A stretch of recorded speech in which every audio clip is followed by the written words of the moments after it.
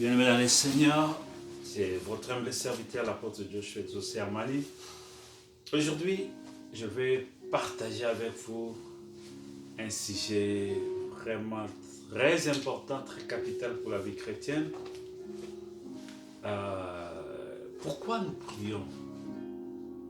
Notre objectif sur la terre, pourquoi nous sommes là? Pourquoi nous sommes sur la terre? Qu'est-ce que nous faisons? Alors, pour répondre à toutes ces questions, nous devons rentrer au commencement. Au commencement, Dieu créa l'homme à son image et à sa ressemblance. C'est-à-dire, nous lisons Genèse chapitre 1, verset 26. C'est le verset clé de la Bible. C'est le verset fondamental de la Bible. C'est la base même de la création, c'est la base de l'homme, c'est la base de tout. Dans Genèse chapitre 1, verset 26, puis Dieu dit, faisons l'homme à notre image, selon notre ressemblance, et qu'il domine sur les poissons de la mer, sur les oiseaux du ciel, sur les bétails, sur toute la terre et sur tous les reptiles qui rampent sur la terre. Dieu créa l'homme, verset 27, à son image, il les créa à l'image de Dieu. Il créa l'homme et la femme, Dieu leur dit, et Dieu leur dit, et Dieu les bénit, et Dieu leur dit, soyez féconds, multipliez, remplissez la terre. L'assujettissez, dominez sur les poissons de la mer, sur les oiseaux du ciel, et sur tout animal qui se met sur la terre. Dieu dit, voici, je vous donne toute herbe pour autant, la semence pour... Donc, et ça continue. Donc, au commencement, Dieu créa l'homme à son image et à sa ressemblance. L'homme a l'image de Dieu. Si nous, aujourd'hui, on pouvait avoir Adam, si Adam pouvait être là aujourd'hui sur la terre, c'est à lui qu'on allait poser la question. Est-ce que Adam, tel que nous sommes aujourd'hui, tel que nous vivons aujourd'hui, c'est la vie que tu vivais dans les jardins d'Éden? Adam dira catégoriquement non. Parce que quand Dieu a créé l'homme à son image et à sa ressemblance, Dieu a placé l'homme dans les jardins d'Éden. Il n'y a rien aujourd'hui sur la terre qui peut être comparé au jardin d'Éden. Il n'y a rien aujourd'hui sur la terre qui peut être comparé à la vie vécue par Adam et Ève dans le jardin d'Éden. Cette vie-là était le sublime même de la vie que Dieu a donnée à l'homme. Cette vie-là était la perfection de la vie que Dieu voulait que l'homme puisse vivre. Cette vie-là était l'idéal même de Dieu, était la pensée originale de Dieu, était la pensée maîtresse même de Dieu, était la pensée mère de Dieu. C'est la pensée même que Dieu voulait que l'homme puisse vivre. Parce qu'au commencement, Dieu a créé les cieux, il a créé les anges, il les a placés là-bas. À part les anges qui se sont rebellés, mais il y a des anges qui sont restés fidèles à Dieu en commençant de leur chef, l'archange Michel. Et tous ces anges-là jouissent de la bonté, de la grâce de Dieu, de la perfection, telle que Dieu les a créés depuis les premiers jours. Telle que Dieu les a créés, les a dotés depuis les premiers jours. Ils jouissent de la perfection divine. Ils jouissent les perfections de Dieu pour lesquelles, et la mission pour lesquelles ils ont été créés. Et il y a eu un tiers des anges qui se sont égarés avec Lucifer et qui ont été chassés du ciel. Ils sont tombés dans les jardins d'Éden. Parce que le ciel a vécu des milliards d'années. Incommensurable, parce qu'aussi il n'y a pas les jours, il n'y a pas la nuit. Donc on ne peut pas dire qu'ils n'ont pas les jours de 24 heures, il n'y a pas de jours. Donc c'est une lumière inaccessible, c'est une lumière permanente. Donc le ciel a vécu des temps incommensurables. Avant que la terre soit créée et que l'homme soit fait à l'image de Dieu, jusqu'à ce que l'homme puisse tomber. Qu'il ait les jardins d'Éden, Parce que c'est dans cette période-là du jardin d'Éden que l'homme était sur la terre, que Lucifer et tous ces anges ont été chassés du ciel par Michael et les autres anges. Après chapitre 12, il y a une guerre au ciel. Michel et ses anges combattirent contre les dragons et ils ne furent pas trouver des places pour les dragons au ciel. On les a jetés sur la terre. Et quand ils sont tombés où? Dans les jardins d'Éden. Là où il y avait Adam et Ève. C'est là qu'ils sont tombés. Parce que c'est là, quand vous lisez Ézéchiel, je crois 29, on dit à Lucifer, il parle, Dieu parlait, les prophètes parlaient au roi des Perses, mais à l'esprit qui était derrière ce roi des Perses, c'était le Dieu de Satan. Il dit, tu as été dans le jardin d'Éden. Donc, quand ils sont tombés directement dans les jardins d'Éden. Verset 28. La parole de l'Éternel me fit adresser en ces mots, fils de l'homme, dit au prince de Tyr. Ainsi parle le Seigneur l'Éternel.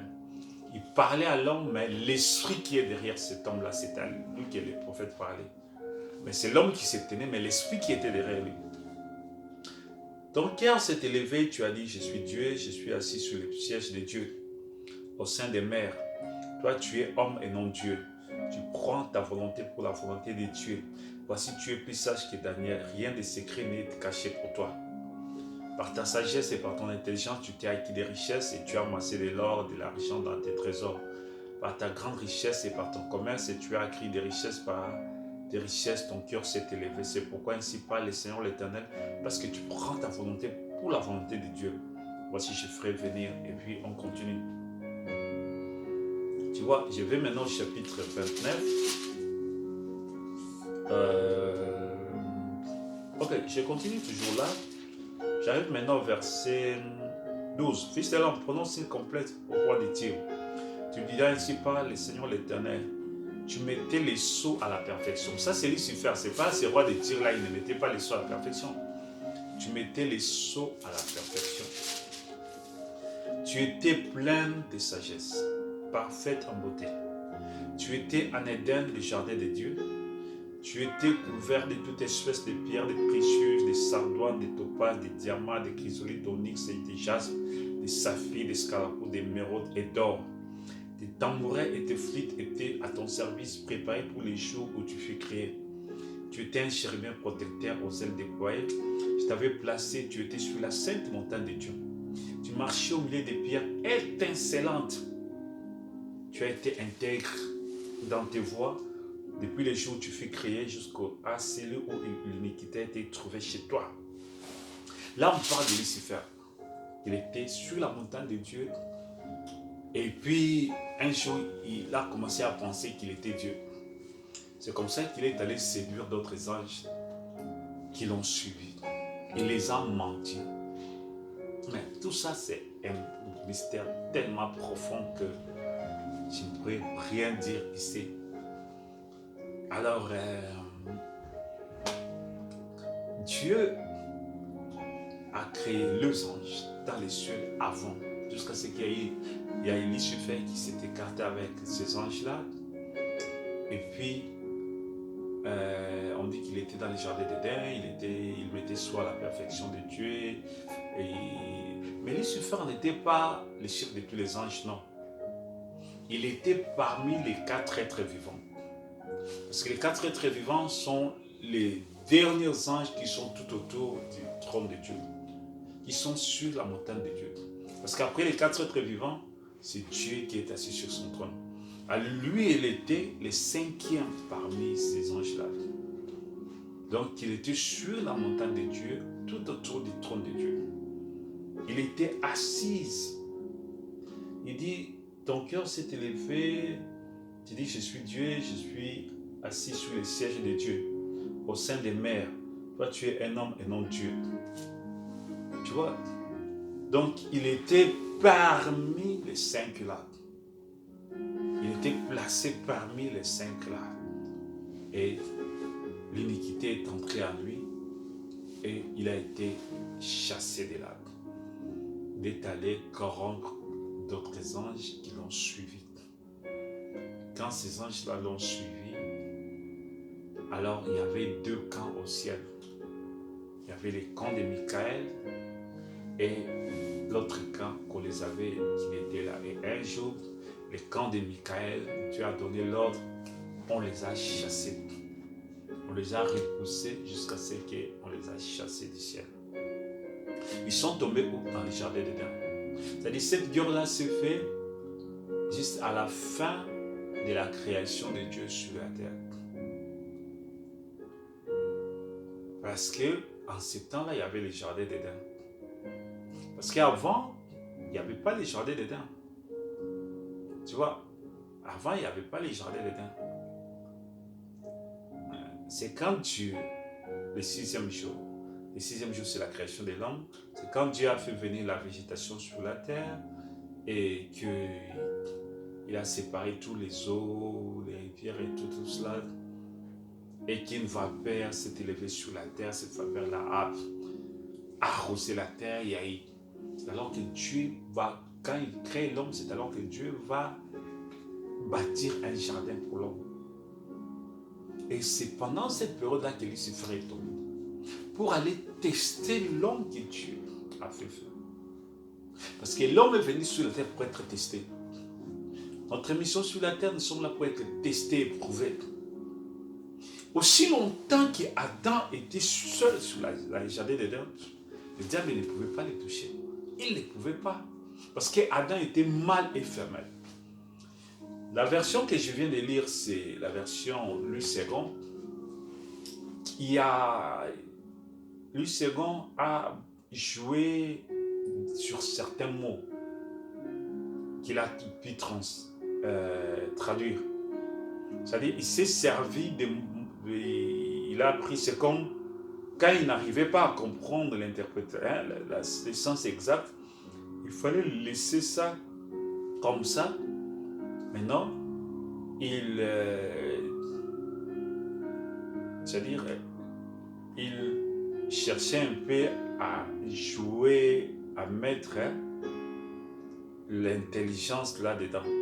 C'est comme ça que dans la version Darby que je suis en train de chercher, la version Darby essaie un peu de dire quelque chose de différent de ça. Parce que le langage de Dieu était que Dieu faisait l'homme à son image et à sa ressemblance. Dieu les créa mâle et femelle. Dieu les créa mâle et femelle.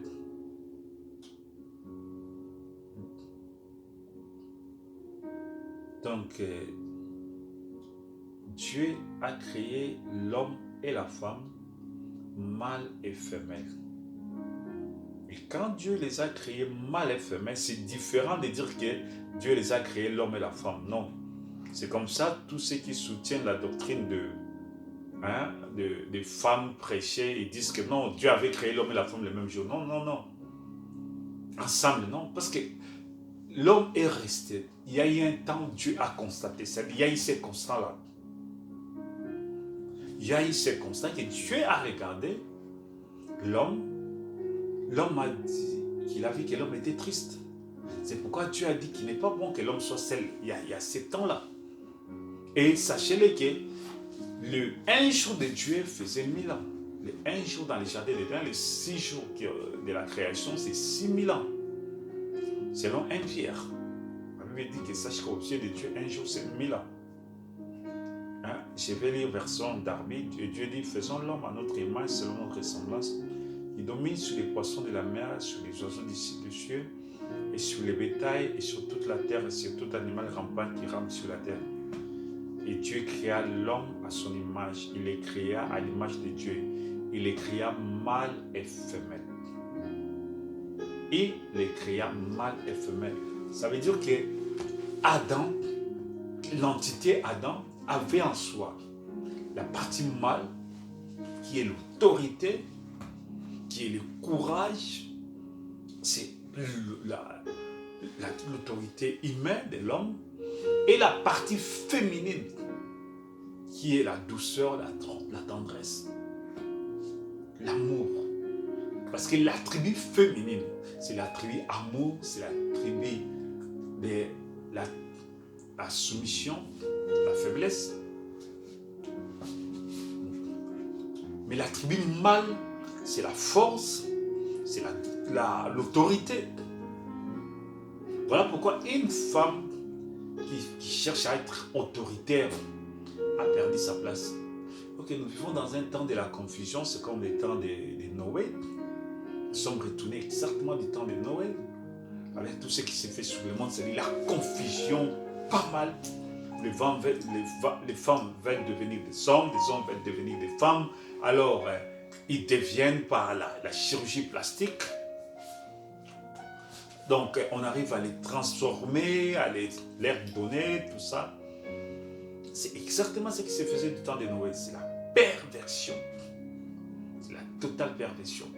Complète. L'homme a été créé, l'homme doit rester l'homme autoritaire. Et la femme a été créée, femme, la féminité. La féminité, c'est l'attribut de la femme d'être tendre, la douceur. Ce qui attire l'homme vers la femme, c'est cette douceur-là. Ce qui attire l'homme vers la femme, c'est cette douceur. L'homme qui est l'autorité dure, ferme, autoritaire, apprécie cet attribut opposé de lui, qui est la tendresse, la douceur, la féminité. Alors, quand une femme devient autoritaire, ça ne marche plus dans le foyer. Voilà l'une des causes, beaucoup de causes ici en Occident. Et quand les lois du pays, comme on voit en Occident, ce sont des lois qui promulguent les femmes à devenir autoritaires, à dominer sur l'homme. C'est ça la cause. Et là, les foyers sont détruits. Aucun homme H. Je ne parle pas des hommes féminins qui un jour vont devenir des femmes. Je parle d'un homme H majuscule ne peut accepter. Parce que l'homme n'accepte pas quelque chose qui le concurrencie. Il faut qu'il se bat. Voilà pourquoi les hommes se battent facilement pour ça. Quand il dit non, non, non, je n'aime pas que quelqu'un fasse ça. Je n'aime pas que quelqu'un fasse ça sur moi. Parce que c'est ça l'homme, l'autorité. Tu vois? Alors si maintenant sa femme réagit comme ça ne va plus marcher. Ça ne marche plus et automatiquement ça entraîne le divorce, ça mène plus loin. Vous voyez? Parce que Dieu a fait l'homme dur, autoritaire, ferme. C'est ça l'homme, la fermeté, l'autoritarisme. C'est ça l'homme. La force, c'est pour protéger sa femme. Et tous les attributs de l'homme, l'entité de l'homme, avec tous ses attributs, c'est pour protéger sa femme. Et l'homme est protecteur. L'homme défend sa femme. L'homme est protecteur. C'est pour ça que Dieu a mis ça. Tout ce que Dieu a fait. Voilà pourquoi à la fin, la Bible dit tout ce que Dieu avait fait. Quand il a regardé, il a trouvé qu'il était bon. À chaque jour, au soir de chaque jour, Dieu regardait, il disait que c'est bon. Mais à la fin de sa création, Dieu a vu sa perfection. C'est-à-dire que c'était des reflets de ce qu'il avait fait. Dieu a dit que tout ce qu'il avait fait était bon. La femme, avec cette douceur, cette tendresse de douceur, c'est ça qui met l'homme à l'aise. C'est ça qui fléchit l'homme. C'est ça ce que je voulais dire. Dans le bon sens. Il y a aussi d'autres femmes qui se servent de ça comme arme pour fléchir l'homme dans le mauvais sens. Pour exploiter l'homme, pour voler sur l'homme. C'est mauvais. Parce que tout ce que tu fais, tu sèmes, tu le moissonneras. Tu exploites des hommes, tu les voles, tu les payeras. Même si pas sur la tête, tu les payeras de l'autre côté. Tu vois? Donc, voilà pourquoi Dieu créa l'homme mâle et femelle. Il le plaça dans les jardins d'Éden. Afin que l'homme puisse vivre dans la perfection de Dieu. Dans les jardins d'Éden, comme je l'ai dit dans des précédentes vidéos, l'homme ne tombait jamais malade. Imagine-toi même pas un mois de tête. Aucun jour, Adam avait vécu même un mois de tête. Aucun jour, Adam avait vécu même une sinusite. Même tel qu'on dit en anglais, running nose, l'écoulement nasal. Même s'il y a une poussière qui montait comme ça, aucun jour, il ne pouvait jamais Et puis, il faut savoir, la nature était respectueuse envers l'homme. Pendant ces temps, sous l'autorité de l'homme, sous la roulette de l'homme, toute la création naturelle, physique était soumise à l'homme. Il n'y avait pas des arbres qui tombaient. Il n'y avait pas des arbres qui mouraient. Il n'y avait pas des pierres sur lesquelles Adam pouvait rester tombé. Il y avait la pierre, bien sûr, mais toute la création respectait l'homme. Rien ne pouvait heurter l'homme. Rien ne pouvait faire du mal à l'homme. Adam ne pouvait pas passer et qu'il puisse cogner un arbre qui a des épines, qui peut, parce que c'était les jardins. Il y avait les arbres, il y avait toutes les feuilles. Mais tous les arbres, il n'y avait pas des épines sur les arbres. Il n'y avait pas des épines sur les arbres. Il n'y avait rien qui pouvait heurter Adam. Il n'y avait rien qui pouvait faire souffrir Adam. Il n'y avait rien qui pouvait faire du mal à l'homme. Tout était parfait. Tout était parfait. Adam n'est tombé jamais malade. Adam n'avait pas de maux de tête. Adam n'avait pas de maux de dos. Adam n'avait pas de douleurs. Aucun jour, Adam s'est réveillé le matin. Il dit que non, j'ai des douleurs au dos. Le dos fait mal. Aucun jour.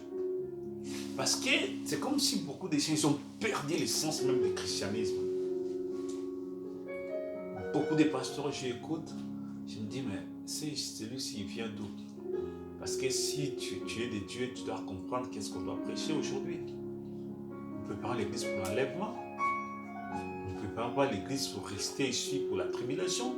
Mais il y a des messages, il y a des ministères qui préparent les gens, pas pour être enlevés, mais pour passer la tribulation. Pour se retrouver en enfer.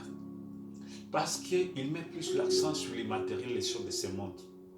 Jésus a dit chercher premièrement le royaume de la justice de Dieu. Et toutes ces choses vous seront données par-dessus comme un cadeau. Vous n'avez même pas le temps de demander sur ça. Ça viendra. Dieu a mis ça pour toi. Fais la volonté de Dieu. Dieu fait au temps voulu. Dieu a réparti ces choses-là à son jour. Ça, c'est pour toi. Rien ne peut. Il n'y a rien sur la terre qui peut empêcher ça. Rien. Et Dieu ne fait pas ça parce que tu es bon. Non. Dieu ne te bénit pas parce que ta justice, ta bonté. Non, non, non. La Bible dit, il fait pleuvoir sur les justes et sur les méchants. Il fait lever le soleil sur les justes et sur les méchants. C'est la Bible qui le dit. Parce que il y a des gens qui ne connaissent pas Dieu, mais ils sont bénis. Il y a des gens qui ont des opportunités dans leur vie, mais ils ne connaissent pas Dieu. Alors tu diras comment? Tu vois, donc les bénédictions de Dieu beaucoup plus pour nous sont spirituelles. Beaucoup plus spirituelles. Les restes là sont des cadeaux que Dieu va nous donner. Donc, ça ne veut pas dire parce que tu es chrétien, automatiquement tu vas devenir riche. Non. Peut-être tu n'es pas dans la liste de Dieu parmi les gens qui seront riches. Tu resteras tel que tu es, pauvre comme toute ta vie. Lazare fut un homme de Dieu, un homme que Dieu aimait, mais il est resté pauvre toute sa vie jusqu'à sa mort. Il est allé au ciel. Mais les riches qui ne connaissait pas Dieu, il fut riche toute sa vie, il était béni, il avait la jouissance, la paix, la Bible le dit, toute ta vie. Hein, quand tu lis les paraboles entre les riches, Lazare et les riches et Lazare, c'était qu'il arrive là-bas, Lazare va au sein d'Abraham, qui est le paradis, les riches vont en enfer. Les riches appellent Lazare et dit, mais parle au Seigneur, afin qu'il puisse me jeter un peu d'eau. J'ai envie de mourir ici, la soif. On lui dit quoi? Tu as passé toute sa vie dans l'aisance, dans la jouissance. Il était béni toute sa vie. Il était béni toute sa vie. Toute sa vie, il était heureux. Il y a des gens comme ça. Toute leur vie, ils sont heureux. Et juste de la joie, de la jouissance. Dieu leur a donné toutes choses. Ils s'en foutent de Dieu. Ils sont heureux jusqu'à la mort. Il y a des gens qui passent toute leur vie à chercher Dieu, à crier à Dieu. Ils reçoivent les bénédictions spirituelles de Dieu, mais rien de matériel. juste des minimes, juste suffisant pour aujourd'hui, pour demain, ça s'arrête là. Ça ne veut pas dire que Dieu ne les aime pas, non. C'est là la mauvaise interprétation que les gens, qu'il y a beaucoup de pasteurs qui prêchent l'abondance qu'ils ont. C'est la mauvaise interprétation qu'il y a beaucoup de pasteurs qui prêchent l'abondance qu'ils ont. Ils veulent amener tout le monde à être riche et la chose qui ne se fait jamais et qui ne se fera jamais. Dis-moi, entre l'église et le monde, qui sont les plus riches? N'est-ce pas le monde? Il y a plus de milliardaires parmi les païens. Je dirais même 99%, pour ne pas dire 100% des milliardaires sont des païens. Peut-être un ou deux, je ne sais pas, un ou deux. J'ai vu quelqu'un en Philippines qui, vers l'Asie là-bas, qui est milliardaire mais qui est chrétien. Donc c'est peut-être une infinité, un centième qui connaissent Dieu. Ils restent là, ils sont dans la magie. Ils sont dans le mysticisme, dans l'illumination, il y a toutes sortes de sciences occultes, des sciences secrètes. Et c'est là où ils sont. Alors tu diras que Dieu, parce qu'il n'a pas donné toute l'abondance à tous ses enfants, il ne les aime pas. Non, Dieu les aime. Donc voilà pourquoi je dis aujourd'hui dans la nouvelle alliance. Parce que beaucoup de gens rentrent dans l'ancienne alliance et veulent ramener ça dans la nouvelle. Non, non, non. On doit saisir les choses là. Dans l'ancienne alliance, le salut n'était pas réel dans le cœur. Les gens vivaient de l'obéissance à la parole de Dieu. Si tu obéis à la parole de l'Éternel, si tu fais ceci, voilà toutes ces voilà. Mais dans la nouvelle alliance, le salut est devenu réel dans l'âme de l'homme. La bénédiction est beaucoup plus spirituelle que matérielle. La bénédiction est beaucoup plus spirituelle que matérielle. Les chrétiens ou les enfants de Dieu dans la nouvelle alliance, ils sont confrontés à beaucoup plus de la famine, de la faim, de la marque des habits. Tu vois, l'apôtre Paul, un bien-aimé de Dieu, il dit, quand il cite parmi les choses auxquelles il fait face, mais il y avait la faim, il y avait la famine, il y avait les marques des habits. Vous allez voir, il y avait les églises qui cotisaient pour aller aider d'autres églises. Mais c'était des saints de Dieu, c'était des gens que Dieu aimait, sont des bien-aimés de Dieu qui seront au ciel. Tu vois, dans la nouvelle dispensation, dans la grâce de Dieu, oui, il y a aussi des gens que Dieu bénit. Je ne dis pas que tous, non, il y a aussi des gens que Dieu bénit. Il y a des gens qui sont dans la liste de Dieu, qui seront bénis, qui seront riches. Je sais pas, il y a les pasteurs et tout ça. Il y a des frères aussi qui sont riches, qui vont se convertir, c'est tout à fait normal. Mais la majorité des chrétiens, c'est moi qui parle, c'est pas moi qui l'ai dit, c'est la Bible qui le dit. Il disait un livre de, je crois, 1 Pierre, 2 Pierre, Jacques. Ouais, Jacques l'a dit. Et la majorité des chrétiens, ce ne sont pas des riches, ce sont des pauvres. Ce ne sont pas des riches, ce sont des pauvres. Et au point que même Jacques, il parle sur les riches. Que vous, mauvais riches, à vous maintenant riches, pleurez, gémissez à cause de malheur qui viendront sur vous. Vos richesses sont pourries, vos vêtements sont rongés par les teignes. Votre or, votre argent sont rouillés, les rouilles s'élèvent en témoignage contre vous. Dévorera votre chair comme un fer, vous avez amassé des trésors dans les derniers jours. Voici les salaires des ouvriers qui ont moissonné vos champs et dont vous les avez frustrés. Les cris des moissonneurs sont parvenus jusqu'aux oreilles du Seigneur des armées. Vous avez vécu sur la terre dans les voluptés et dans les délices. Vous avez rassasié vos cœurs au jour du carnage. Vous savez, on parlait des riches. Tu vois? Donc, la plupart des chrétiens ne font pas partie parmi ces riches.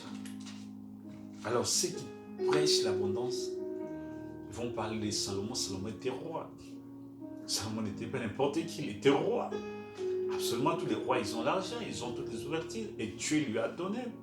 Nous tous ne pouvons pas être des Salomon, c'est impossible. Nous tous, nous ne pouvons pas, tous les chrétiens doivent être des Salomon, ça c'est faux, archi faux. Tous les chrétiens ne peuvent pas être des Salomon, c'est faux, archi faux. Voilà pourquoi tous ceux qui prêchent sur l'abondance, au lieu de parler sur les saluts de l'âme, au lieu de parler sur les richesses incommensurables, les richesses infinies de Dieu dans les domaines spirituels. Ils font passer les temps à parler. Pourquoi? Parce que, en réalité, qu'est-ce qu'ils prêchent? Et puis, j'expresse les gens de venir s'aimer, c'est fini. Parce qu'ils veulent être bénéficiaires de ça. C'est pas ça l'évangile. L'évangile, c'est pas rassonner les gens. L'évangile, c'est pas exploiter les gens. Non. Non, non, non, c'est pas ça l'évangile. Ce n'est pas ça l'évangile. L'évangile, c'est le salut des hommes. C'est les perfections invisibles de Dieu. Ce sont les choses glorieuses de Dieu. L'évangile, c'est ça. Si on posait la question à Adam, et tous les restes des choses nous viendront donner par-dessus. Si Dieu te donne gloire à Dieu, s'il ne te donne pas gloire à Dieu, tu avances. Parce que tu n'es pas focalisé sur ça. Tu n'es pas focalisé sur ça.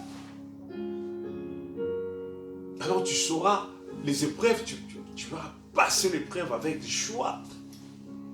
Nous tous, nous sommes passés par des épreuves terribles. Mais si quelqu'un ne connaît pas Dieu durant l'épreuve, tu vas voir, il y a des gens qui sont devenus des païens qui commencent à dire « Oh Dieu, tu ne me connais pas, Dieu pourquoi ?» C'est-à-dire, ils commencent même à se fâcher contre Dieu à cause de la souffrance. Mais celui qui connaît Dieu et qui connaît la parole de Dieu, tel que je l'ai dit là, il ne pourra pas faire ça. Il va bénir Dieu. Qui cherche gloire à Dieu, qui n'aime pas gloire à Dieu. Merci Seigneur pour le reste. Ce n'est pas quelqu'un qui bénit Dieu quand il a la nourriture dans sa bouche et qui maudit Dieu quand le ventre est vide, les poches sont vides. Mais non, ça veut dire que la personne là est mal enseignée sur les choses de Dieu. La personne là est mal enseignée sur les choses de Dieu. Quoi qu'il en soit, quoi qu'il arrive, quelles que soient les souffrances de la vie, les difficultés de la vie, tu avances. Que tu demandes quelque chose qui te donne gloire à Dieu, tu avances. Qui ne te donne pas gloire à Dieu, tu avances. Parce que sache que seule la volonté de Dieu s'accomplira. C'est que Dieu a décidé pour toi, ça viendra. Si c'est la richesse, ça viendra. Si c'est la pauvreté, ça sera là. Tu avances. Tu n'abandonnes pas à cause de toi. Tu es célibataire, tu avances. Tu n'arrives pas à trouver une bonne femme pour toi, tu avances. Jusqu'à ce que Dieu va te donner.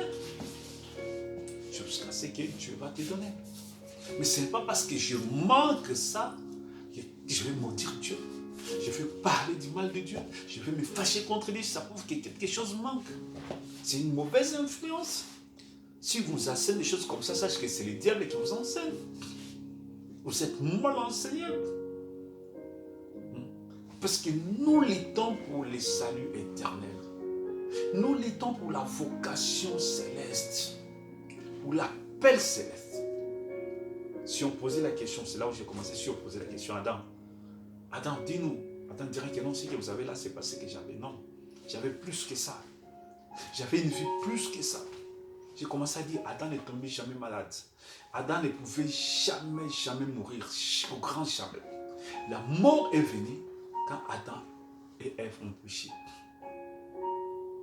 Quand les péchés est entré, c'est alors que la mort est venue. Avant, Adam ne pouvait jamais mourir. Adam ne pouvait jamais vieillir. Voilà un autre aspect que les gens ignorent. Adam, c'est comme les anges, les choses que Dieu l'avait créées. Ceux-là sont restés intacts, immortels. C'est-à-dire, il n'avait pas des cellules qui mouraient et d'autres qui naissaient, non. Ils gardaient les mêmes cellules, c'est comme les anges. Ok, les anges n'ont pas ce corps physique que nous avons. Ils ont un corps spirituel, un corps esprit. Ils ne mangent pas, ils ne boivent pas. Ils n'ont pas un battement de cœur comme nous avons. Non, non, non. Ils n'ont pas de l'air là-bas, l'oxygène qu'ils respirent au ciel. Non, ils n'ont pas besoin de ça. Au ciel, il n'y a pas d'oxygène pour respirer. Non, il n'y en a pas. Il n'y a pas d'oxygène, il n'y a même pas de l'air. C'est-à-dire, si tu peux tester comme ça, il n'y a pas de l'air. C'est une autre dimension. Dans cette dimension-là, il n'y a pas de l'air. Il n'y a que la présence de Dieu qui illumine. Il n'y a pas la nuit, il n'y a pas les jours. Il n'y a pas le soleil. L'unique lumière qui est au ciel, c'est la présence de Dieu. Et cette présence de Dieu se répand dans tous les ciels, se reflète dans les anges. Les anges sont les reflets de Dieu. Ils reflètent la gloire de Dieu, ils reflètent l'image de Dieu. Vous voyez, J'ai parlé sur les anges, je vais un peu parler aussi. Les anges de Dieu sont différents des humains. Quand Dieu a créé l'homme, l'homme en soi avait ce qu'on appelle, Dieu avait placé le libre arbitre. Ça veut dire la capacité de choisir. Il peut choisir les biens ou les mal. Il peut la capacité d'analyser. Au ciel, c'est Dieu qui est comme ça. Je dis et je répète encore, au ciel, seul Dieu a cette capacité d'analyser, de décider, de choisir. Les anges n'ont pas la capacité d'analyser, ils n'ont pas la capacité de décider, ils n'ont pas la capacité de choisir. Les anges ont été créés avec une seule pensée. Ils exécutent la parole de Dieu. Tu sais, quand Dieu te parle quelque chose, d'abord tu comprends ce que Dieu t'a dit. Et puis tu décides de faire ça. Quand Dieu a parlé à Adam, je vais un peu donner c'est ici que vous allez un peu comprendre. Quand tu as créé Adam, Dieu lui dit, dans tous les arbres qui sont ici, et il y a l'arbre de vie, il y a l'arbre de la connaissance du bien et du mal que tu ne toucheras jamais. Ce langage était un langage mystérieux. Adam a reçu ça, mais c'était à Adam maintenant d'obéir à ça. Dieu fait sortir Ève de Adam, il le forme, il le modèle, il le place là. Le serpent vient parce que le langage que Dieu parlait sur l'arbre de la connaissance du bien et du mal, il n'y avait pas dans le jardin d'Éden un arbre qu'on appelait l'arbre de la connaissance du bien et du mal et un autre arbre qu'on appelait l'arbre de vie. Non. Alors là, tu dis, oh pasteur, donc là, tu veux dire que Dieu a menti? Non. Vous savez, le langage de Dieu, quand Dieu parle, il parle dans des dimensions différentes. Quand Dieu parle, il parle dans des dimensions différentes. Dieu peut te parler, il te parle, il te parle. Je répète encore, Dieu te parle, il peut te dire quelque chose, présentement là, mais en réalité, il parle de quelque chose de futur. En réalité, il parle de quelque chose de lointain. Donc, il parle dans des dimensions différentes. Aujourd'hui, tu les reçois. Demain, tu les reçois. Le lendemain, tu les reçois. C'est-à-dire, la même chose que Dieu a dit par une parole, cette parole, que Dieu a prononcée, mais cette parole a rebondi dans des dimensions différentes. Je peux vous expliquer, donner un exemple concret, simple. Dieu a parlé aux enfants d'Israël. Je vais vous amener dans les pays de repos, le Canaan. Dans les pays où coule le lait et le miel. Dans les pays du repos. Ici, vous travaillez, vous êtes serviteurs. Mais là-bas, je vais vous amener dans le pays du repos, là où coule le lait et le miel. Pour les enfants d'Israël, c'était Canaan. Présentement, c'était Canaan. Mais plus tard dans le livre des psaumes, on se sert toujours. Le Saint-Esprit vient prendre les mêmes paroles. On dit que si Josué leur avait donné le repos, est-ce que le Saint-Esprit allait encore revenir parler dans notre jour? Quand Jésus vient, il dit, si Moïse vous a donné du repos, si Josué vous a donné du repos, mais moi, mon Père vous donne les vrais repos. Il vient encore avec un autre repos. Il dit, je suis le repos du sabbat. Je suis le véritable repos. Quand vous entrez dans ce repos, vous vous reposez de tous vos œuvres. Oh. Ils étaient des esclaves en Égypte. Moïse est venu, il dit que Dieu vous a promis le repos. Il leur donne le repos. Ils sont entrés à Canaan. Jésus vient dire, dans les psaumes, on dit que non, il y a encore une autre promesse sur les repos. Il dit, comment ça? Il y a encore une autre promesse de repos. Il dit, oui. Attends, je vais lire ça. C'est-à-dire, les doubles ou les triples ou les quadruples interprétations de la pensée de Dieu. Donc, attends, je vais lire ça.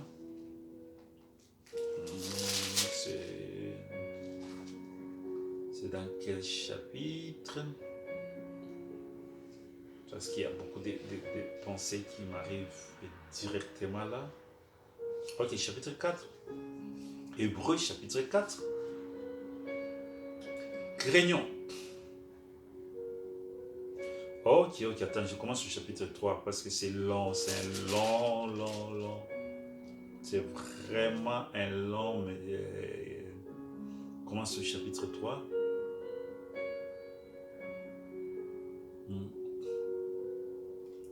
Je commence au verset 1, je vais tout lire. C'est la parole de Dieu. C'est pourquoi, frères saints, qui avaient part à la vocation céleste, considérez l'apôtre et le souverain sacrificateur de la foi que nous professions, Jésus qui a été fidèle à celui qu'il a établi comme le fut Moïse dans toute sa maison, car il a été jugé digne d'une gloire d'autant supérieure à celle de Moïse, que celui qui a construit une maison a plus d'honneur que la maison même. Chaque maison est construite par quelqu'un, mais celui qui a construit toute chose, c'est Dieu. Pour Moïse, il a été fidèle dans toute la maison de Dieu comme serviteur pour rendre témoignage de ce qui devait être annoncé. Mais Christ, il est comme fils sur sa maison. Et sa maison, c'est nous. Pourvu que nous retenions jusqu'à la ferme confiance et l'expérience dont nous nous glorifions. C'est pourquoi, selon ce que dit le Saint-Esprit, aujourd'hui, si vous entendez sa voix, n'endurcissez pas votre cœur, comme lors de la révolte, les jours de la tentation dans les déserts, où vos pères me tentèrent comme pour m'éprouver. Ils vinrent mes œuvres et pendant 40 ans. Aussi, je fus irrité contre cette génération. J'ai dit, ils ont toujours un cœur qui s'égare. Ils n'ont pas connu mes voies. J'ai juré dans ma colère, ils n'entreront pas dans mes repos. Prenez garde, frère, que quelqu'un de vous n'ait un cœur mauvais, incrédule au point de se détourner du Dieu vivant. Mais exhortez-vous les uns les autres chaque jour, aussi longtemps qu'on peut dire aujourd'hui, afin qu'aucun de vous ne s'endurcisse par la séduction du péché, car nous sommes devenus participants de Christ, pourvu que nous retenons fermement jusqu'à la fin l'assurance que nous avons au commencement. Pendant qu'il est dit, aujourd'hui, si vous entendez sa voix, n'endurcissez pas vos cœurs, comme lors de la révolte. Qui firent en effet, ce sont ceux qui se révoltèrent après l'avoir entendu. Sinon, tous ceux qui étaient sortis d'Égypte, sous la conduite de Moïse, et contre qui Dieu fut irrité pendant 40 ans, sinon ceux qui péchaient dont les cadavres tombèrent dans les déserts. Et à qui jura-t-il qu'ils n'entrèrent pas dans son repos, sinon à ceux qui avaient désobéi. Aussi, nous qui ne purent rien y entrer à cause de l'incrédulité, et voyons-nous qu'ils ne purent y entrer à cause de leur incrédulité. Craignons donc que, tandis que les promesses d'entrer dans son repos subsistent encore, qu'aucun de vous ne paraisse être venu trop tard. Car cette bonne nouvelle nous a été annoncée aussi bien qu'à eux. La parole qu'il leur fit annoncer ne leur servit de rien, parce qu'ils ne trouva pas de leur foi chez ceux qui l'entendirent. Pour nous qui avons cru, nous entrons dans les repos selon qu'il est écrit, j'ai juré dans ma colère, ils n'entreront pas dans mon repos. Il dit cela, quoique ses œuvres étaient achevées depuis la création du monde. Car il a parlé quelque part ainsi du 7e jour. Dieu se reposa de toutes ses œuvres le 7e jour. Ainsi, ils n'entreront pas dans mon repos. Or, puisqu'il est encore réservé à quelques-uns d'y entrer, et que ceux à qui d'abord la promesse a été faite, ils ne sont pas entrés à cause de leur désobéissance, Dieu fixe de nouveau un jour, aujourd'hui en disant dans David, si longtemps, après, comme il est dit plus haut, aujourd'hui, si vous attendez sa voix, n'endurcissez pas vos cœurs. Car si Josué leur donnait les repos, voilà là où je l'avais. Il ne parlerait pas après cela de notre jour. Il y a donc un repos de sabbat réservé au peuple de Dieu. Car celui qui entre dans les repos de Dieu se repose de ses œuvres, comme Dieu se reposait des siennes.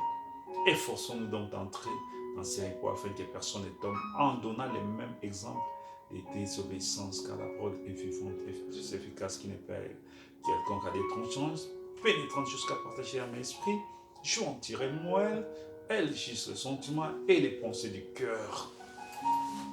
Si Josué leur y donnait le repos, il ne parlerait pas après cela de notre jour. Vous savez, quand les enfants d'Israël sont entrés à Canaan, mais c'était chose faite. Le but était atteint, l'objectif est atteint. Ils sont arrivés. Donc c'était la joie. Mais en réalité, ce n'était pas encore les repos. Les repos dont Dieu parlait. Là, c'était l'ombre. Dieu parle de l'ombre. Au même moment, il parle du véritable repos qui est le baptême du Saint-Esprit qui vient donner le repos, Christ en soi, le repos intérieur. Et à la fois, ça parle de millénium. Et aussi, ça parle de l'éternité à l'éternité. La perfection de tous les repos. C'est-à-dire, Dieu leur parlait. Parce que quand Dieu leur parlait des Canaan, le pays où coule le miel et le pays du repos. La vraie repos, c'est le 7e jour. Le 7e jour, c'est la perfection. Ça veut dire que Dieu leur parlait du repos de la perfection. Et que Canaan ne pouvait pas procurer de ça. Parce qu'à Canaan, ils se sont battus. Ils ont eu de cœur. Ils se sont battus à Canaan. Ça, c'est l'ombre, l'image du Saint-Esprit, le baptême du Saint-Esprit. Mais le mot repos continue toujours à avoir sa vraie grandeur, son extension d'interprétation. L'interprétation est encore large sur le mot repos. Elle ne s'arrête pas là. Il ne s'arrête pas là, pardon. Parce que la perfection du mot repos dans l'homme, c'est l'éternité. C'est le 8e jour. C'est quand l'homme retrouve tout ce qu'Adam et Ève avaient perdu depuis la chute. Tu vois, dans les milléniums, parce que les milléniums, c'est les 1 jour qu'Adam et Ève avaient perdu, qu'ils n'ont pas atteint, ils n'ont pas atteint 1000 ans. Voilà pourquoi nous allons faire 1000 ans pour recevoir, vivre les 1 jour qu'Adam et Ève avaient perdu. Et après les milléniums, c'est alors que c'est le jugement dernier, toute personne qui a existé sur la terre va ressusciter. Il y aura les jugements, il y a d'autres gens qui se retrouvent actuellement en enfer, ils seront repêchés. C'est comme un appel, c'est comme un jugement en appel. Alors ils seront rappelés, d'autres gens seront sauvés parce qu'ils ont été bons envers les chrétiens, ils ont aidé les chrétiens. C'est que les gens comme celui qui a pris la position pour dans Actes des Apôtres, pour les disciples, qui a dit que non, laissez ces Gamaliel. Hein? C'est lui-même qui avait formé Paul, qui a dit non, laissez ces gens-là. Si cette entreprise vient de Dieu, vous ne pouvez rien faire. Mais si ça vient du diable, laisse, ça va. Il a pris position, et, tu vois, il sera récompensé pour ça. Il entrera dans l'éternité pour ça. Il ne sera pas détruit dans les feux éternels. Mais aujourd'hui, il n'est pas au ciel. Je ne pense pas qu'il y a quelque part, on a dit qu'il s'est converti, il était devenu chrétien. Non. On a parlé de lui et qu'il est resté dans cela. Des gens, tu vois, il y a pas mal de gens comme ça, comme celui qui est venu voir Jésus-Christ la nuit dans Jean chapitre 3, Nicodème. Tu vois, il était chrétien mais caché. Il y a pas mal de gens comme ça qui seront sauvés en appel. Parce que ça, c'est le jugement en appel. Toute personne qui a vécu sur la terre sera là. Et les gens seront jugés à cause de leurs œuvres. Or, là, qui vont les juger? C'est Dieu? Non, c'est Jésus? Non. Dieu a pris le jugement et l'a donné à Jésus. Jésus a donné son jugement, son corps. Son corps, c'est qui? C'est l'épouse. C'est l'épouse qui va s'asseoir sur le trône pour juger toute personne qui a vécu dans sa génération, pour juger toute personne. Parce que c'est sur le corps de Christ que ce jugement était tombé. C'est sur le corps de Christ que ces gens-là, ils ont fait du bien et ils ont fait du mal. Ils seront jugés parce qu'ils ont offensé à Dieu au travers de ses serviteurs, au travers des hommes de Dieu. Ils ont tué. Ils ont tué les hommes de Dieu, les corps de Dieu sur la terre, les corps de Christ. Et là, maintenant, nous allons entrer dans la perfection de la perfection du mot repos. Et dans ces repos-là, c'est les repos éternels. C'est les repos éternels. Tu vois, quand Dieu parlait aux enfants d'Israël sur les repos, ils voyaient toutes ces dimensions-là. Voilà pourquoi je dis que le langage de Dieu est transdimensionnel. Ça transite les dimensions. Le langage de Dieu est transdimensionnel. Ça transite, c'est-à-dire, il parle de quelque chose ici, il parle de quelque chose dans le futur, il parle encore. Il parle de repos, d'entrer à Cannes. Au même moment, il a parlé sur les baptêmes du Saint-Esprit qui allait descendre sur la Pentecôte pour amener l'homme à sanctifier l'homme, à purifier l'homme par le sang de Jésus qui est le Saint-Esprit de Dieu et à apporter le repos de l'âme, afin que l'âme de l'homme ne pêche plus. Jésus a dit, si tu acceptes moi, je vais te donner le repos. Et de quel repos il parlait sur les baptêmes du Saint-Esprit? C'est les baptêmes du Saint-Esprit, qui est le repos intérieur. Tu es dans le repos parfait. Et qui se parle encore sur les milléniums. Les milléniums, qui dans les milléniums, l'épouse sera dans la perfection. Parce qu'il y aura les habitants des nations dans les milléniums. Ils ne seront pas dans la perfection. Mais l'épouse sera dans la perfection. L'épouse sera dans la perfection.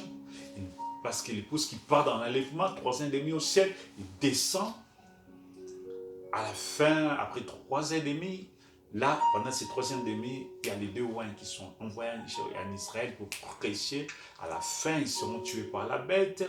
Et à la fin, toutes les nations vont se rassembler pour attaquer Jérusalem. Alors, Christ descendra et va anéantir toutes ces nations-là et puis instaurer les milléniums. Toutes les maisons que vous voyez ici vont disparaître.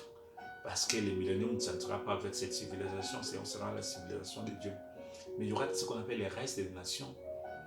Les gens qui étaient parmi les nations, qui n'ont pas adoré la bête, qui sont restés là. Ils ne seront pas à la perfection. C'est l'épouse qui est allée au ciel, qui revient avec Christ. C'est celle-là qui sera dans la perfection. Ils vont vivre 1000 ans. Nous allons vivre 1000 ans avec Christ sur la terre ici, avec les restes des nations. Nous allons manger parce que sur la terre, nous allons vivre dans ces corps. Mais étant dans la perfection de Dieu, comme Adam était dans le jardin d'Éden. Voilà les buts pour lesquels nous prions. C'est pour retrouver tout ce qu'Adam et Ève ont perdu depuis la chute. C'est là où nous allons retrouver ça. Tout ce qu'Adam et Ève ont perdu depuis la chute, nous allons le vivre sur la terre pendant 1000 ans. Et après les 1000 ans, parce que pendant 1000 ans, le diable sera ligoté, ça veut dire il sera enchaîné. Le diable, tous les démons. Il n'y aura aucun démon qui vivront. À la fin des 1000 ans, le diable sera lâché, il va entrer parmi les nations pour venir attaquer l'épouse. Gog et Magog. Alors, maintenant, Christ va, parce qu'il sera sur la terre, va les neutraliser tous. C'est à ce moment-là que Satan sera ligoté et jeté en enfer. Pendant les 1000 ans, il est mis en prison. Mais là, parce que jusqu'à même pendant les 1000 ans, l'enfer n'est pas encore ouvert. L'enfer n'est pas encore... Personne est dans le feu de l'enfer. Ils vont en enfer, ce n'est pas le feu, c'est l'obscurité profonde. Dans les tourments, ils sont là, ils attendent les jugements. Ils sont dans l'obscurité, dans les noirs, ils attendent les jugements de Dieu. Mais maintenant, c'est la résurrection de toute personne. Tout le monde qui sont là dans cet enfer-là, ils vont sortir. Et après, ils vont passer par les jugements. Et par les jugements, il y aura beaucoup de gens, des églises, d'autres qui seront sauvés. Ils étaient des bons frères, mais ils n'ont pas reçu la parole de leur âge. Ils n'ont pas reçu les messagers de leur. Ils ont rejeté la parole. Pourquoi? Parce qu'ils ont été torpillés par les mauvais enseignants. Ils seront sauvés pendant cette période-là à cause de leur aveuglement. Ils ont manqué l'enlèvement. Parce que l'enlèvement, c'est la récompense de toute personne qui a reçu les messages de son jour. Toute personne qui a reçu, pardon, je regarde... toute personne qui a reçu les messages de son jour, toute personne qui a reçu le message de son jour, la parole de son jour, les 7 messages ont été envoyés à l'église pour apporter la parole, et toute personne qui a reçu la parole de son jour a eu la force de vaincre les diables de son jour. Et cette force-là lui donne la victoire. Et cette victoire-là, c'est la victoire qui est dite dans le livre d'Apocalypse, chapitre 2, 3, 4, 2, 3. À celui qui vaincra, je lui donnerai. À celui qui vaincra, je lui donnerai. Et cette victoire-là fera que cette personne-là sera enlevée. Pourquoi cette victoire-là place cette personne-là à la 6e dimension, qui est le paradis? Quand Christ est venu, il est allé dans le séjour des morts, il a vaincu les diables, il lui a révélé la clé, il a pris les saints, il les a placés maintenant dans une autre dimension plus supérieure. Dans cette dimension-là, personne, les diables, ne peut pas aller les toucher. Or, dans l'Ancien Testament, tout l'Ancien Testament, là, quand les saints même mouraient, nous avons vu Samuel, il y a une femme qui a invoqué son esprit et est sortie. Mais maintenant, si tu invoques, tu ne peux plus. Pourquoi? Parce qu'ils sont placés dans la 6e dimension, là où le diable ne peut plus les toucher. Alors, toute personne dans le Nouveau Testament, les 7 messagers qui vient avec la parole de Dieu, qui distribue la parole comme Jésus a distribué, il a donné aux disciples de distribuer. Il distribue la parole à travers des pasteurs, les 5 ministres qui sont des associés du messager, qui sont les dispensateurs fidèles de la parole de Dieu telle qu'elle est annoncée par les messagers de l'âge. Et cette parole leur donne la victoire à toute personne qui reçoit la parole. Et il reçoit les véritables baptêmes du Saint-Esprit de l'âge qui est la victoire totale sur les diables. Et une telle personne ira au ciel. Il sera enlevé. S'il est mort, il sera ressuscité, il sera enlevé. C'est la récompense de ceux qui ont reçu la parole de leur jour. C'est l'enlèvement. 3 ans et demi. Une petite minorité vont vivre dans cet enlèvement. Après 3 ans et demi au ciel, vivre avec Christ, c'est les festins de l'agneau, c'est les mariages de l'agneau avec Christ, c'est la joie, la fête.